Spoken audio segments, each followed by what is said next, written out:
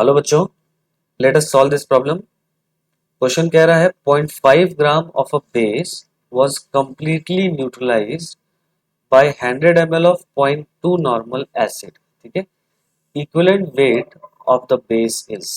ठीक है, चलिए, तो ये क्वेश्चन जो है, ये क्वेश्चन बेस्ड है लॉ ऑफ केमिकल इक्विवेलेंस पर। ठीक है, तो अगर हम लोग इसमें की कॉन्सेप्ट की बात करें तो की कॉन्सेप्ट हम लोग लिखेंगे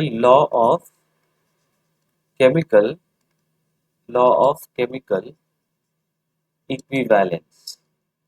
ठीक है, लॉ ऑफ केमिकल इक्विवेलेंस। ठीक है, और लॉ ऑफ केमिकल इक्विवेलेंस क्या बोलता है बच्चों?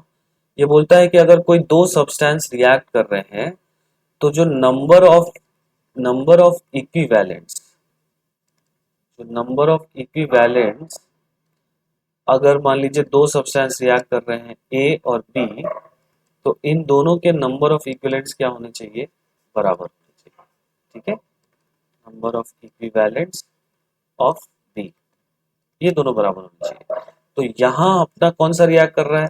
बेस है और एक एसिड है। ठीक है, तो अगर एसिड और बेस रिएक्ट करते हैं, जो कि करते ही हैं, पता है अपने को न्यूट्रलाइजेशन होता है, तो इन दोनों का नंबर ऑफ इक्विवेलेंट्स क्या होना चाहिए? बराबर होना चाहिए। ठीक है, चलो आओ अब देखते हैं इन दोनों का नंबर ऑफ इक्विवेलेंट्स कितना दे रखा है। तो अगर मैं number of equivalents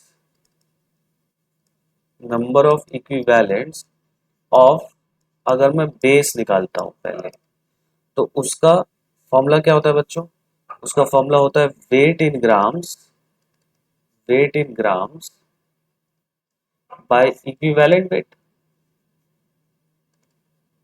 equivalent weight यही होता है। तो वेट इन ग्राम कितना दे रखा है?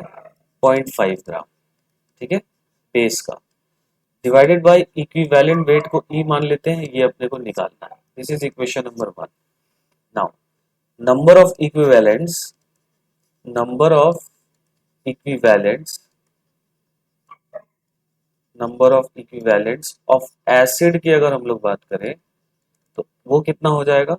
वो दे रखा है, उसका फॉर्मूला क्या होता है? Normality into volume.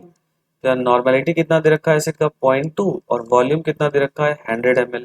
इसको अगर हम लोग लीटर्स में कन्वर्ट कर लेंगे तो इतना वैल्यू हो जाएगी। ठीक है, तो ये वैल्यू कितनी आ रही है? ये वैल्यू आ रही है 2 into 10⁻²। This is equation number 2। अब इन दोनों का इक्विवेलेंट बराबर होना चाहिए, तो यहाँ पर चलो हम लोग लिखा जाए। हम लोग लिख रहे हैं बेस का equivalent 0.5 by E is equal to acid का इक्विवेलेंट विच इज 2 इंटू 10⁻²। तो यहाँ से अगर हम लोग ई का वैल्यू निकालें, इक्विवेलेंट वेट पूछ रहा है, ठीक है, ई का वैल्यू निकालें, तो ये हम लोग लिखेंगे 0.5 बाई 2 इंटू 10⁻²। तो ये 10⁻² ऊपर जाके इसको कर देगा 50 डिवाइडेड बाई 2, तो ये वैल्यू आ जाएगी 25। ठीक है, so the correct answer for this question will be option number 3, 25। ठीक है, hope this is understandable to you. All the best बच्चों।